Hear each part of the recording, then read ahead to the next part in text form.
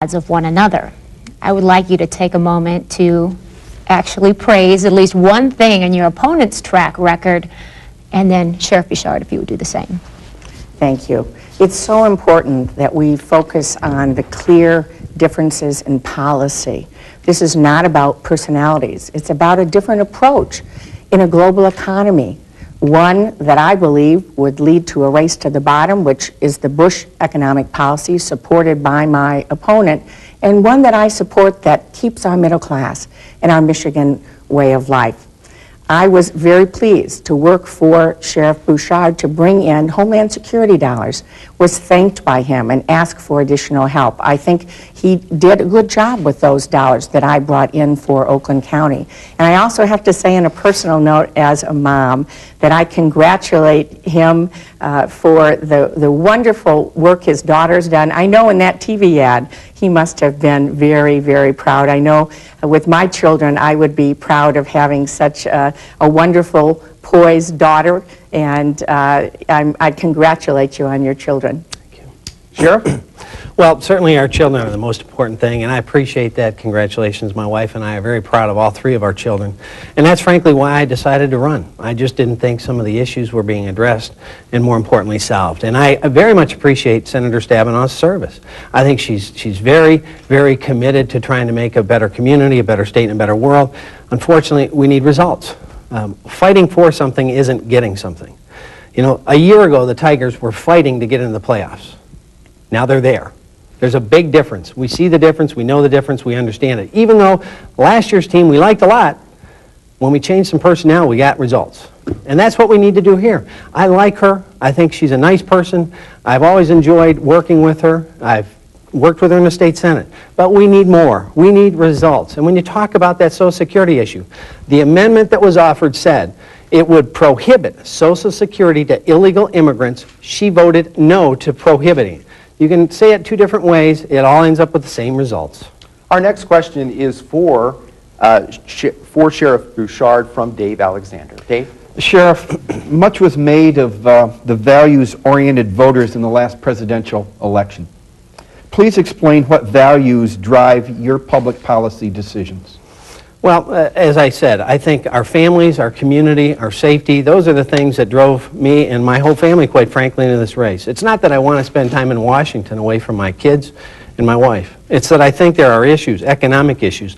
We're the worst state in America as it relates to our economic movement. We're in a single state recession. Only Michigan has lost jobs for 3 straight years. And if we continue this trend, my daughter will join the some 22,000 other young people that have left this state just in the last 4 to 5 years. I don't want to chase my grandkids on planes. It's unacceptable. We need to fix it. We can fix it. Her voting record belies that fact. If you look at who's endorsed by what business groups, I'm endorsed by every major employer in the state, including the Michigan Chamber, including NFIB, including the realtors, the restaurant associations, and even the Farm Bureau. They know we need to change direction. And secondly, we need to secure our borders. We need somebody that understands it and will get it done. She voted one time to build the fence along the border, but then voted against funding it. We can't play those Washington games. We need results. Senator. Thank you. More Washington speak, I'm afraid. Let me say I started in my life very active in the United Methodist Church, and that is a very important part of my life. It always has been. I have a wonderful family. I'm blessed with wonderful parents, and my mom, who just turned 80, I have to work to keep up with. A wonderful family. Those values of family, of faith, of hard work, honesty, ethics, really bring me to this job. And they bring me to a point now where I understand that we are in a fight for our way of life in this country. We are in a fight for our middle class. And frankly, I can't believe that my opponent sits on an insurance board that has outsourced jobs to China and India. He's being paid last year $60,000 alone, and still gets his sheriff's salary, and is on a board that not only outsources jobs, but has on their website the fact that they will help other companies outsource their jobs.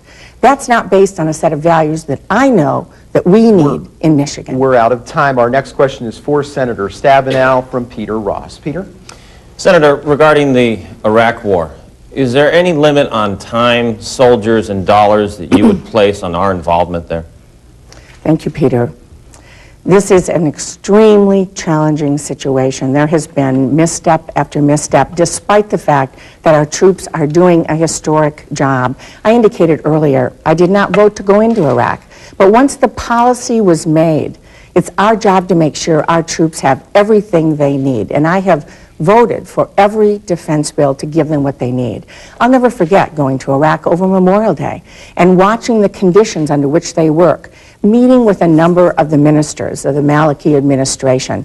And my message to them was, we are not there forever. You have to take your turn now and step up and govern your country. You need to be doing what you need to do to put your people on the front lines so our people can step back. We're doing excellent training of the Iraqi police and the Iraqi military. It's now time for them to step up so we can transition out. Sheriff.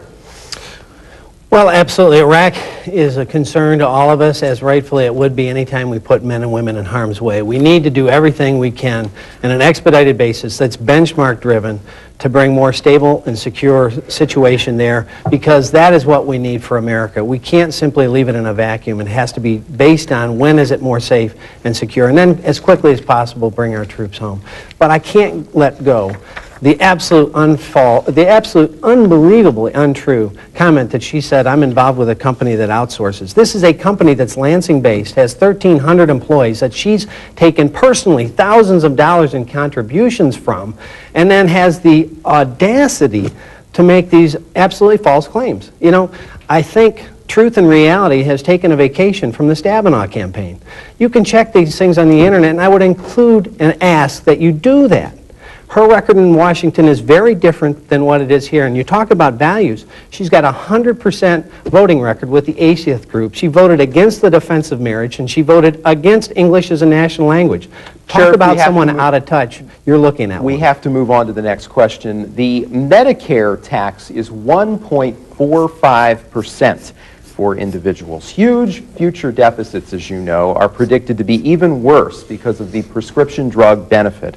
Would you support a higher Medicare tax rate for any income above $100,000 a year? If not, how would you shore up Medicare? Well, I think there's a host of ways to shore up Medicare. One of the things you have to look at when you look at a government program is the service being provided in the most cost-effective,